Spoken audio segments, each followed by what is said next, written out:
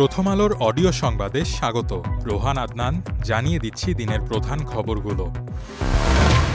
নেপাল চীন সীমান্তে হিমবাহ ধসে তৈরি হওয়া একটি হ্রদে শুক্রবার পানি উপচে পড়তে শুরু করেছে। এ ঘটনায় ওই অঞ্চলে তীব্র আতঙ্ক ছড়িয়ে পড়েছে। দুদিন আগের আকস্মিক ভয়াবহ বন্যায় তছনছ হয়ে যাওয়া এলাকাগুলো আবার বিপর্যয়ের ঝুঁকিতে পড়েছে। এ কারণে কিছু সময়ের জন্য উদ্ধার কাজ বন্ধ রাখতে হয়। মাইকে সবাইকে নদী থেকে দূরে থাকার নির্দেশনা দেওয়ার সঙ্গে সঙ্গে লোকজন জিনিসপত্র নিয়ে উঁচু স্থানের দিকে দৌড়াতে শুরু করেন। আর দড়ি ও স্ট্রেচার নিয়ে প্রস্তুত অবস্থায় সারিবদ্ধভাবে দাঁড়িয়ে থাকেন পুলিশের সদস্যরা। এদিকে হিমবাহ ধসে আকস্মিক বন্যা ও ভূমিধসে নেপালে নিহতের সংখ্যা বেড়ে ৫৪৭ জনে দাঁড়িয়েছে। গত বুধবার নেপাল তিব্বত সীমান্তে ভয়াবহ এই দুর্যোগে আহত হয়েছেন আরও ১,৪৭৩ জন। শুক্রবার বিকেলে নেপালের পুলিশ এ তথ্য জানিয়েছে। অবশ্য নেপালের জাতীয় দুর্যোগ ঝুঁকি হ্রাস ও ব্যবস্থাপনা কর্তৃপক্ষ ৫৩৮ জন নিহত হওয়ার তথ্য দিয়েছিল। প্রতিষ্ঠানটি বলছে এখনও ৯৭৭ জন নিখোঁজ রয়েছেন, তাদের মধ্যে ৫১৭ জন বিদেশি। চাঁপাইনবাবগঞ্জ সদর উপজেলার দেবীনগর ইউনিয়নের চরচাকলা গ্রামে নদীতে গোসল করতে নেমে ৫ শিশুর মর্মান্তিক মৃত্যু হয়েছে। শুক্রবার বেলা ১টার দিকে এ ঘটনা ঘটে। মারা যাওয়া শিশুরা হল চারচাকলা গ্রামের মোহাম্মদ মাসুদের মেয়ে সুমাইয়া ও আরিবা, নিজামুদ্দিনের মেয়ে সুমাইয়া ও সুরাইয়া এবং শরীফুলের মেয়ে শরীফা। নিহতদের বয়স ৮ থেকে ১২ বছরের মধ্যে। জানা গেছে জুমার নামাজের সময় শিশুরা কাউকে না জানিয়ে নদীতে গোসল করতে নেমেছিল। তা কেউ বুঝতে পারেনি। পরে তারা পানিতে ডুবে যায়। খোঁজাখুঁজির এক পর্যায়ে নদীতে গিয়ে ৫ শিশুর লাশ উদ্ধার করা হয়। একই গ্রামের ৫ শিশুর মৃত্যুর খবরে এলাকায় শোকের ছায়া নেমে এসেছে। স্বজনদের আহাজারিতে ভারী হয়ে উঠেছে এলাকার পরিবেশ।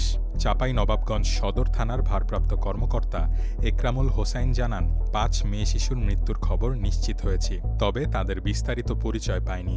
ঘটনাস্থলে আমাদের লোক পাঠিয়েছি, পরে বিস্তারিত জানতে পারব। সৌদি আরবে কারখানার আগুনে নিহত ১৬ বাংলাদেশির মধ্যে পরিচয় শনাক্ত হওয়া ৮ জনের মরদেহ নিজ নিজ এলাকায় দাফন করা হয়েছে। এর মধ্যে ৭ জনের জানাজা শুক্রবার সকালে একসঙ্গে নওগাঁর আত্রাই উপজেলায় অনুষ্ঠিত হয়। সকাল ১০টায় উপজেলা সদরের মোল্লা আজাদ মেমোরিয়াল সরকারি কলেজ মাঠে এই জানাজায় অংশ নেন বিভিন্ন দলের নেতাকর্মী, প্রশাসনের কর্মকর্তা, নিহতদের স্বজনসহ বিভিন্ন শ্রেণী পেশার মানুষ। নিহত ৭ জন হলেন আত্রাই উপজেলার উদনপই গ্রামের মোহাম্মদ ফরিদ, গন্ডগোহালী গ্রামের রুবেল প্রামাণিক, কলিমুদ্দিন ইসলাম, মোহন আলী ও তার ছোট ভাই সুমন আলী, ডুবাই গ্রামের সোহেল রানা এবং পরকাসুন্দা গ্রামের আব্দুল জলিল সরকার। অন্যদিকে রাজশাহীর বাগমারার শ্যামল উদ্দিন মাঝির জানাজা শেষে বেলা ১:৩০টার দিকে পারিবারিক কবরস্থানে দাফন করা হয়। ৯ আগস্ট রিয়াদের মানফুয়া এলাকায় একটি সোফা তৈরির কারখানায় ভয়াবহ অগ্নিকাণ্ডে ১৬ বাংলাদেশি শ্রমিক নিহত হন। পরে সৌদি কর্তৃপক্ষ আঙুলের ছাপ পরীক্ষার মাধ্যমে ৯ জনের পরিচয় শনাক্ত করে। দেশে শেষ ২৪ ঘণ্টায় হামের উপসর্গ নিয়ে ৫ জনের মৃত্যুর তথ্য দিয়েছে স্বাস্থ্য অধিদপ্তর। প্রতিষ্ঠানটির শুক্রবারের বুলেটিন অনুযায়ী হামের উপসর্গ নিয়ে ১৫ মার্চ থেকে দেশে ৮৬১ জনের মৃত্যু হল, আর নিশ্চিত হামে ৯৯ জনের মৃত্যু হয়েছে।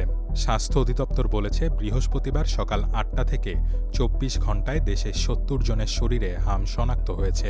এখন পর্যন্ত হামের উপসর্গ নিয়ে সবচেয়ে বেশি ৩৮৫ জন মারা গেছে ঢাকা বিভাগে। এরপরেই আছে সিলেট বিভাগ, সেখানে মারা গেছে ১৪৮ জন। এছাড়া রাজশাহীতে ৯২, চট্টগ্রামে ৬৪, বরিশালে ৫১, ময়মনসিংহে ৭৪, খুলনায় ৩৩ ও রংপুর বিভাগে ১৪ জন মারা গেছে।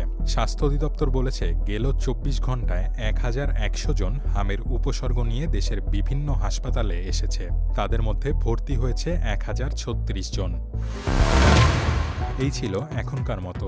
প্রথম আলোর অডিও সংবাদ শুনুন আমাদের ইউটিউব চ্যানেল, ফেসবুক পেজ ও ওয়েবসাইট prothomalo.com-এ।